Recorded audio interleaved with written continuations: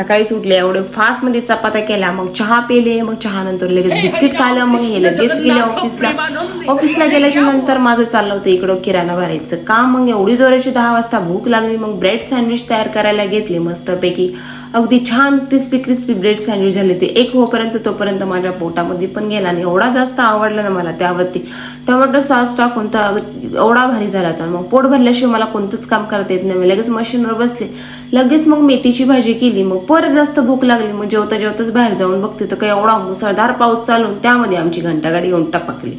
त्या घंटागाडीमध्ये कचरा टाकायला गेले तोपर्यंत हे महाराज हजार पाण्या पावसामध्ये तयार होऊन आले. एवढे भिजून इकडे चाललं होतं माझं रील्स बनवायचं काम, पण मूड ऑफ झाला होता. का माहिती का, लाईट एकदम डिम होती आणि बाहेर खूप अंधार झाला होता, त्यामुळे मला काढता येत नव्हती. आणि आज यांची फरमाईश होती का मला मसाले भात खायचं, पण त्या मसाले भाताचं माझ्याकडून खिचडी भातच होतं. हेच मला समजत नाही काय होतं काय माहिती. मग त्यासोबतच मी लगेच कोशिंबीर तयार केली. मग हे आले तोपर्यंत त्यांना म्हटले चला आज मी तुमच्यासाठी मसाले भात केलाय. मग ते म्हणतात मसाले भात केला का खिचडी भात केला. म्हटलं तर ते तुम्हीच खाऊन बघा मसाले भात झाला का खिचडी भात. मग हे मला बोलले नाही गड्या खिचडी भात नाही, आज मसाले भात झाला. यांना पण आवडला.